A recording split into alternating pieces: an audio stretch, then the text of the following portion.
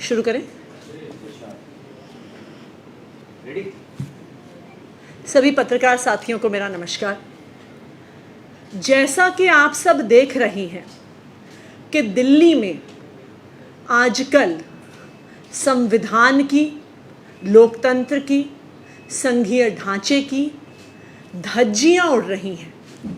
केंद्र सरकार एक ऐसा कानून लेके आई है, GNCTD अमेंडमेंट एक्ट 2023, जिसे दिल्ली सर्विसेज एक्ट के नाम से जाना जाता है, जो दिल्ली की चुनी हुई सरकार की सारी ताकत छीन लेता है।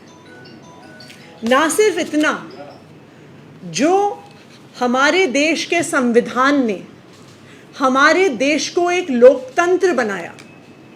लोकतंत्र का क्या मतलब है? पूरी दुनिया में लोकतंत्र एक फ्रेज से जाना जाता है, of the people, by the people, for the people. ये of the people, by the people, for the people कैसे इंश्योर होता है? ये इंश्योर होता है ट्रिपल चेन ऑफ अकाउंटेबिलिटी के सिद्धांत से। वो ट्रिपल चेन ऑफ अकाउंटेबिलिटी जिसको बार बार सुप्रीम कोर्ट ने अपने आदेश में रेफर किया कि एक लोकतंत्र इस ट्रिपल चेन ऑफ अकाउंटेबिलिटी से चलता है। और पैरा 106 में, जो मई 2023 में सुप्रीम कोर्ट की संवैधानिक पीठ ने एक यूनानिमस फैसला दिया, उसके पैरा 106 को मैं आपको पढ़ के सुना रही हूं। वो कहता है, the triple chain of command is as follows. Civil services officers are accountable to ministers. Ministers are accountable to the parliament/legislature, and parliament or legislature is accountable to the electorate. इसी तरह से हमारे देश में लोकतंत्र चलता है। लेकिन जो ये GNCTD अमेंडमेंट एक्ट है, चुनी हुई सरकार के प्रति अफसरों की जवाबदेही खत्म कर देता है। इसके अंदर जो सेक्शन 45J सब सेक्शन 5 है, वो ब्लैक एंड वाइट में अफसरों को, चीफ सेक्रेटरी को या किसी विभाग के सेक्रेटरी को ये पावर देता है कि वो चाहे तो मिनिस्टर के आदेश को माने, उसका क्रियान्वयन करे, और वो ना चाहे तो मंत्री के आदेश का क्रियान्वयन ना करें। कुछ दिन पहले ही मैं आप सबके सामने ऐसी ही एक चिट्ठी दिल्ली के मुख्य सचिव नरेश कुमार जी की लेकर आई थी, जिसमें उन्होंने एक 10 पेज की चिट्ठी में लिखकर कहा था कि वो चुनी हुई सरकार के मंत्री के आदेश का पालन नहीं करेंगे। वो पहला परिणाम था जो हमने देखा इस GNCTD अमेंडमेंट एक्ट का, कि किस तरह से अफसरों ने चुनी हुई सरकार और उनके मंत्रियों की बात मानने से मना कर दिया। और उस दिन भी मैंने ये कहा था कि ये तो अफसरों की बगावत का एक सिलसिला शुरू हो रहा है। किसी दिन एजुकेशन सेक्रेटरी ये कहेंगे कि हम स्कूल नहीं बनाएंगे, किसी दिन हेल्थ सेक्रेटरी कहेंगे कि हम फ्री दवा नहीं देंगे, हम मोहल्ला क्लिनिक नहीं खोलेंगे, किसी दिन फाइनेंस सेक्रेटरी कुछ कहेंगे, पावर सेक्रेटरी कुछ कहेंगे। और मेरी उस बात का प्रमाण हमें ऑलरेडी मिल गया है, जहां फाइनेंस सेक्रेटरी ने इस 40 पेज के चिट्ठे को भेजकर मेरे एज फाइनेंस मिनिस्टर द्वारा दिए गए आदेशों को मानने से इनकार कर दिया है। प्रिंसिपल सेक्रेटरी फाइनेंस आशीष चंद्र वर्मा जी ने मुझे ये चिट्ठी भेजी और कहा कि जो एक आदेश कैलाश गहलोत जी ने एज फाइनेंस मिनिस्टर 5 जून को दिया था, और जो आदेश मैंने एज फाइनेंस मिनिस्टर 12 जुलाई को दिया था, उन्होंने ये 40 पेज की चिट्ठी लिखकर फाइनेंस मिनिस्टर के आदेश को मानने से मना कर दिया है। तो आज इस undemocratic, unconstitutional GNCTD amendment act की वजह से एक के बाद एक, एक के बाद एक, एक के बाद एक दिल्ली की चुनी हुई सरकार के अफसर कह रहे हैं कि हम चुनी हुई सरकार की बात नहीं मानेंगे, हम चुनी हुई सरकार के मंत्रियों की बात नहीं मानेंगे और हमें बात ना मानने का अधिकार ये GNCTD अमेंडमेंट एक्ट देता है। जिस मामले में आशीष चंद्र वर्मा जी ने ये चिट्ठी लिख के भेजी है, वो मामला एक कोर्ट केस से रिलेटेड है। उस मामले में एक GST रिफंड का मामला था, जहां पे हाई कोर्ट ने आदेश दिल्ली सरकार के खिलाफ दिया और दिल्ली सरकार ने ये फैसला लिया कि हम इस फैसले को सुप्रीम कोर्ट में चैलेंज करेंगे। कैलाश गहलोत जी ने 5 जून को आदेश दिए कि दिल्ली सरकार के इस वकील को रखा जाए और सुप्रीम कोर्ट में केस फाइल किया जाए, वरना it will be a loss to the public exchequer अगर हमें ये GST का रिफंड देना पड़ा। और सुप्रीम कोर्ट में उसको चैलेंज करने का, SLP फाइल करने का निर्देश कैलाश गहलोत जी ने 5 जून को दिया। 5 जून के बाद दिल्ली के अफसर इस फाइल को घुमाते रहे, ना उन्होंने सुप्रीम कोर्ट में केस फाइल किया, ना उन्होंने इस वकील को अपॉइंट किया। उसके बाद जब ये फाइल मेरे पास 12 जुलाई को आई, मैंने फिर से उस फाइल में आदेश दिए कि सुप्रीम कोर्ट में SLP फाइल करी जाए, वरना it will be a loss to the public exchequer और हमें तुरंत सुप्रीम कोर्ट में उस केस को फाइल करना है, हाई कोर्ट के ऑर्डर को चैलेंज करना है। और दिल्ली सरकार के एक वकील का नाम मैंने उस फाइल में लिख के दिया कि इस वकील को रखा जाए और तुरंत सुप्रीम कोर्ट में केस फाइल किया जाए। उसके बाद 12 जुलाई को मेरे इस लेटर के बाद मुझे 2 दिन पहले प्रिंसिपल सेक्रेटरी फाइनेंस आशीष चंद्र वर्मा जी की 40 पेज की चिट्ठी आती है कहते हुए कि हम आपकी बात नहीं मानेंगे। अब जब डे टू डे गवर्नेंस के इश्यूज, GST रिफंड से जुड़े हुए कोर्ट केसेस और उनके चैलेंजेस पर भी अगर अफसर, सेक्रेटरीज, चीफ सेक्रेटरी दिल्ली की चुनी हुई सरकार और उनकी मंत्रियों की बात नहीं मानेंगे, तो दिल्ली की जनता के काम आखिरकार कैसे होंगे। और ये बात मैं आप सबके सामने फिर से रखना चाहती हूँ कि ये सिर्फ इसलिए हो रहा है क्योंकि ये GNCT अमेंडमेंट एक्ट गैर कानूनी है, गैर संवैधानिक है और लोकतंत्र की धज्जियां उड़ाता है। Thank you. आधार दिया उन्होंने कुछ ना मानने के लिए? क्या दिल्ली सेवा कानून का फिर से आधार दिया है? उन्होंने दिल्ली सेवा कानून का आधार दिया है। उन्होंने कहा है कि वो ये चिट्ठी subsection 5 of section 45J of GNCTD amendment act 2023 के तहत भेज रहे हैं।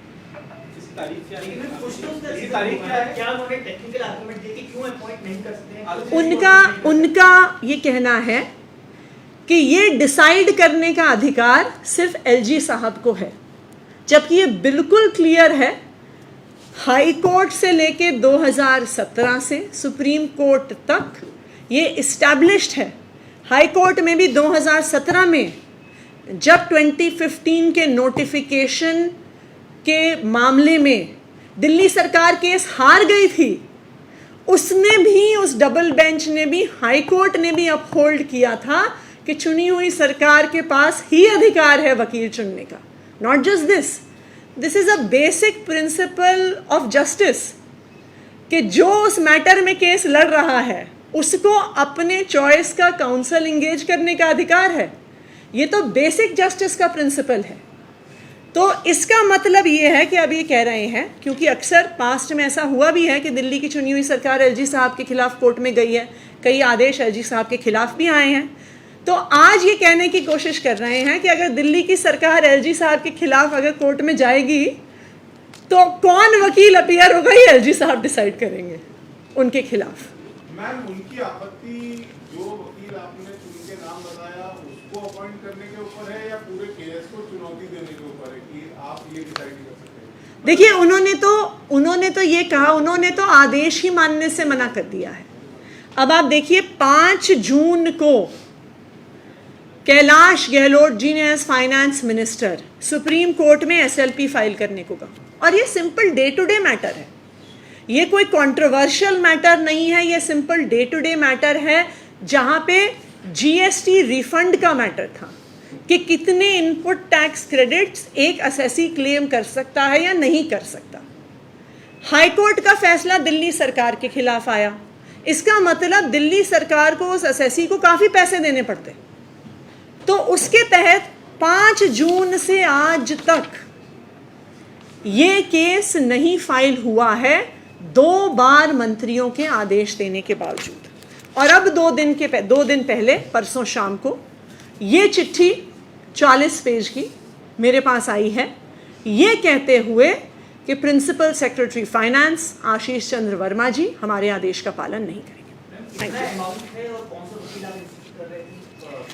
अमाउंट मैं आपको चेक करके बताऊंगी। आई थिंक तीनों केसेस में शायद मिला के तकरीबन एटलीस्ट 1 करोड़ का तो अमाउंट होगा। वो हर केस में सम लैक्स का अमाउंट है, ये हम कह देंगे। जो लॉयर्स भी अपॉइंट होने हैं, they are additional standing counsels of the Delhi government. जी, बीजेपी का आम आदमी पार्टी के करीब दिल्ली सरकार के मंत्रियों पर ये आरोप है कि G20 की जो भी प्रिपरेशन हो रही है, जो भी सामूहिकरण चल रहा है, तो उसको वो तो सारा जो है वो under the leadership of LG के हो रहा है, जबकि जो मंत्री हैं दिल्ली सरकार को सारा क्रेडिट खुद लेना चाह रहे हैं कि हाँ सारा हम कर। देखिए, ये बीजेपी की क्या कहें, एक तुच्छ मानसिकता दिखाती है। दिल्ली किसी एक सरकार के अंडर नहीं आती है। दिल्ली में केंद्र सरकार के द्वारा भी शासित कुछ इलाके हैं, जैसे एनडीएमसी एरिया हो गया, कंटोनमेंट एरिया हो गया, ये directly governed by the central government हैं through the Delhi cantonment board and NDMC. Delhi में कुछ चीज़ें दिल्ली की चुनी हुई सरकार के अधिकार क्षेत्र में आती हैं और कुछ चीज़ें दिल्ली की एमसीडी के अधिकार क्षेत्र में आती हैं। G20 की जो सारी तैयारियां हुई हैं उसमें ये सब एजेंसी शामिल रही हैं। ये कहना कि ये किसी एक ने किया है, दूसरे ने नहीं किया है, दूसरे ने किया है, पहले ने नहीं किया है, बिल्कुल भी गलत होगा। अगर आज मैं कहूँ कि सब कुछ दिल्ली सरकार ने किया है, केंद्र सरकार ने नहीं किया, ये गलत होगा। उसी तरह से ये कहना कि सब कुछ केंद्र सरकार ने किया है, दिल्ली सरकार और एमसीडी ने कुछ नहीं किया, ये भी गलत होगा। बिल्कुल केंद्र सरकार ने किया है। जो प्रगति मैदान का पिछले 5-7 साल से रिकंस्ट्रक्शन चला है, जहां पर G20 की एक्चुअल कॉन्फ्रेंस होनी है, बिल्कुल केंद्र सरकार ने बनवाया है। जो एनडीएमसी का इलाका है, दिल्ली कंटोनमेंट बोर्ड का इलाका है, जो काम हुआ है वो एनडीएमसी और कंटोनमेंट बोर्ड के थ्रू केंद्र सरकार ने करवाया है। लेकिन जो पीडब्ल्यूडी की सारी सड़कें हैं, उन पे जो ब्यूटिफिकेशन हुआ है, जो स्ट्रीट आर्ट का काम हुआ है, जो फाउंटेन्स लगे हैं, जो सारी G20 की ब्रांडिंग हुई है, जो सारे हॉर्टिकल्चर का काम हुआ है, ये सारा पीडब्ल्यूडी ने किया है, दिल्ली सरकार ने किया है, दिल्ली सरकार के बजट से हुआ है, ये बिल्कुल स्पष्ट है। दूसरी बात, जो काम एमसीडी के अंडर आते हैं, जो एमसीडी की सड़कों का ब्यूटिफिकेशन हुआ है, टाउन हॉल का, हरदयाल लाइब्रेरी का, जो आज G20 के डेलीगेट्स वाले एरियाज़ में मैकेनिकल रोड स्वीपर्स चल रहे हैं, जो रोड वॉशिंग हो रही है, जो एमसीडी का स्टाफ लगाया गया है, ये सब कुछ एमसीडी ने किया है, एमसीडी के बजट से हुआ है। तो आज के दिन में ये कहना कि किसी एक व्यक्ति ने किया है, ये बहुत एक घमंड की बात है, बहुत ज़्यादा अहंकारी स्टेटमेंट है। देखिए, G20 में जब दुनिया भर से डेलीगेट्स आएंगे, हम दिल्ली का बेस्ट फुट फॉरवर्ड रखें, ये पूरे देश के लिए गर्व की बात है। और मुझे ये लगता है कि जिस तरह से तैयारी हुई है वो इस बात को दिखाता है कि अगर सब लोग सही इंटेंट से साथ आएँ तो बिल्कुल काम हो सकता है, बिल्कुल कोऑर्डिनेशन के साथ काम हो सकता है। सेंट्रल एजेंसीज भी करेंगी, दिल्ली सरकार भी करेगी, एमसीडी भी करेगी।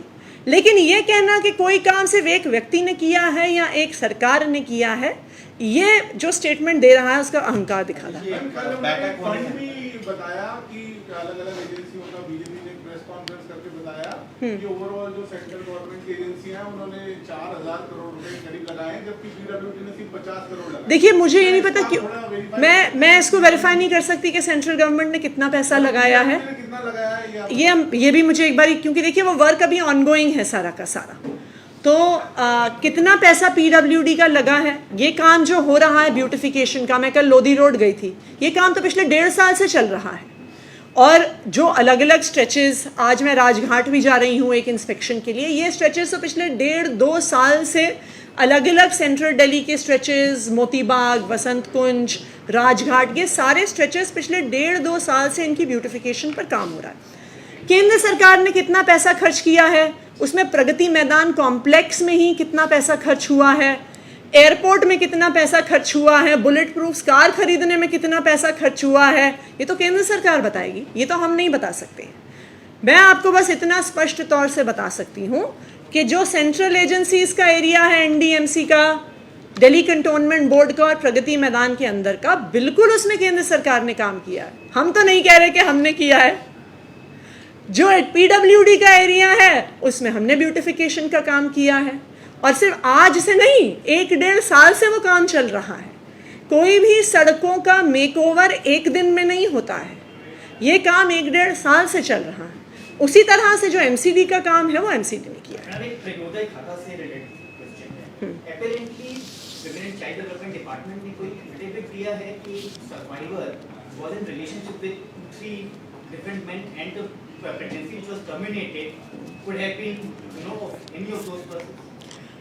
देखिए उन्होंने क्या एफिडेविट दिया है, ये सवाल आपको चीफ सेक्रेटरी और एलजी साहब से पूछना पड़ेगा, क्योंकि वो लोग इन सारे मैटर्स को सर्विस मैटर्स करार करके दिल्ली की चुनी हुई सरकार के अधिकार क्षेत्र से बाहर बताते हैं।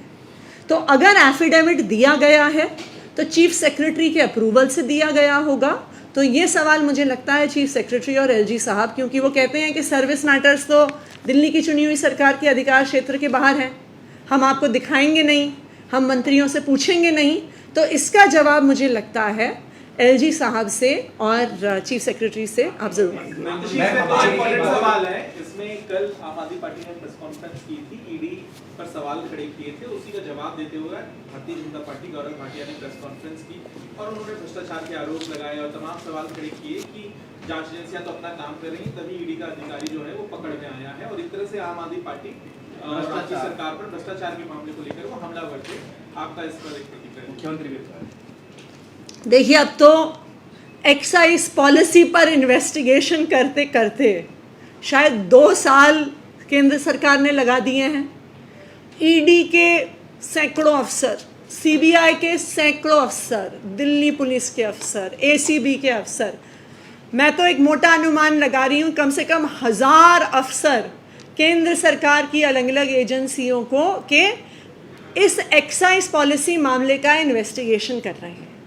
लेकिन इस 1-1.5 साल के इन्वेस्टिगेशन के बाद, हज़ारों अफसर लगाने के बाद भी अभी तक मनीष सिसोदिया के पास वो एक चवन्नी नहीं दिखा पाए हैं। वो एक चवन्नी नहीं दिखा पाए हैं कि प्रोसीड्स ऑफ क्राइम क्या है।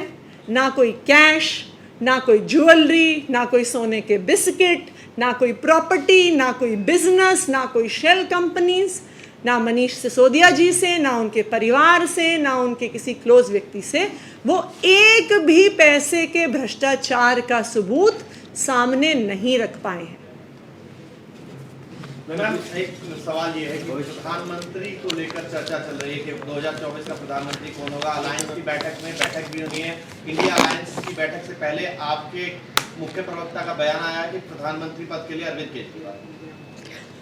देखिए, ये हमारी मुख्य प्रवक्ता की व्यक्तिगत राय हो सकती है, लेकिन अरविंद केजरीवाल जी प्रधानमंत्री की रेस में बिल्कुल भी नहीं है।